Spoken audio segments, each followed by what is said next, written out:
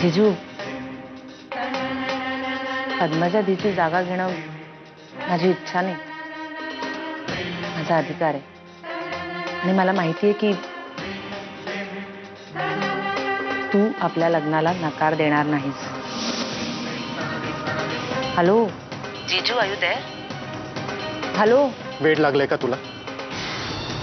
आपला विषय इथेच संपला. हॅलो जीजू.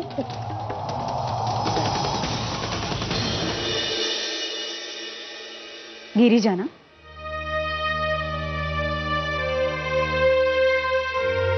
डोकं फिरलंय तिचं. काय वाटेल ते बोलत होती ती. मला नाही वाटत की ती चुकीचं बोलते. मी बोलले तिच्याशी. दादू, तू जर गिरिजाशी लग्न केलंस तर घरचे सगळेच खुश होतील आणि तीच तुझ्याशी लग्न करायला तयार आहे. म्हटल्यावर प्रॉब्लेम कुठे येतोय? का घरच्यांना सुखात ठेवायचंच नाही असा प्लॅन आहे तुझा? सर्वांचा. दादू, तू माझं. अच्छा, बिझनेस करतो का? अजून काय काय करतो? नाही, ते आत्ताच मला सांगून ठेवा, नाही तर परत मी तिकडे वेगळंच काहीतरी बोलायचो. हे बघा, तुम्हाला जेवढं सांगितलंय ना तेवढंच बोला. त्याच्यापेक्षा जास्त काही बोलायची गरज नाहीये.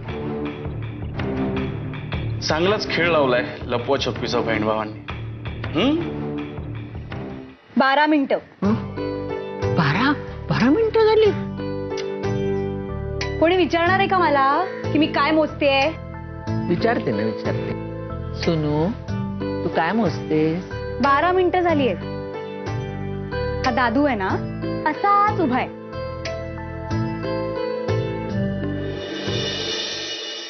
बोल, काय म्हणणं आहे तुझं? आज रक्षाबंधन आहे आणि मला काय गिफ्ट हवंय हे अजूनही विचारलं नाहीयेस तुम्हाला. पद्मजा वहिनी होती तेव्हा 4 दिवस आधी येऊन विचारायची काय गिफ्ट हवंय तुला म्हणून. आणि ती गेल्यापासून आवडीचं गिफ्ट तर दूर, नुसतं गिफ्ट मिळेल का नाही ह्याची गॅरंटी नसते. आता ही या घरातली शेवटची राखी पौर्णिमा. पुढच्या वर्षी तुला ओवाळायला मी तुझ्या घरी येणार. काय झालं एकदाच. दरवर्षीचे विधी पूर्ण झाले. तू दरवर्षी असंच बोलणार आणि पुढच्या वर्षी हीच परिस्थिती.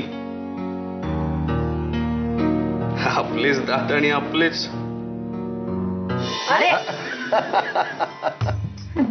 सारखं छळत असतो.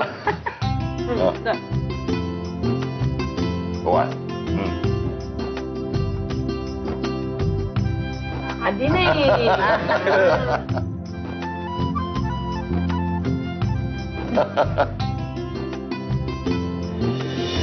आई सांग ना गाई.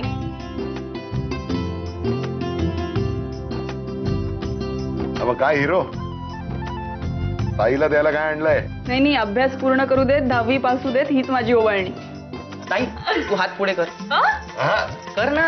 अगं तो म्हणतो तर हात पुढे कर. कर कर पुढे कर बघूया. काय रे, अरे हे का? काय आणलेस रे?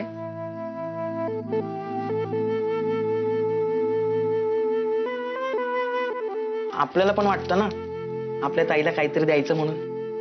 अरे पण एवढे पैसे? अगं मदर, दरवेळेस ताईला पाहुणे जेव्हा बघायला यायचे तेव्हा तुम्हाला इस्त्रीसाठीचे पैसे द्यायचीस ना, तेच मी गोळा केले. आणि मग इस्त्री? अगं तो सल्लू, तो ताईच्या साडीचे पैसे नाही घेत आणि मग माझी कमाई झाली. पण मग मी ते पैसे उडवले नाहीत. बाहेर जाऊन त्या पैशावर मजा करायला नको वाटलं आपल्याला. मजा कर ताई. आता ना आपली गॅरंटी आहे, या वेळेला साडीला इस्त्री करायची ही शेवटची वेळ असेल.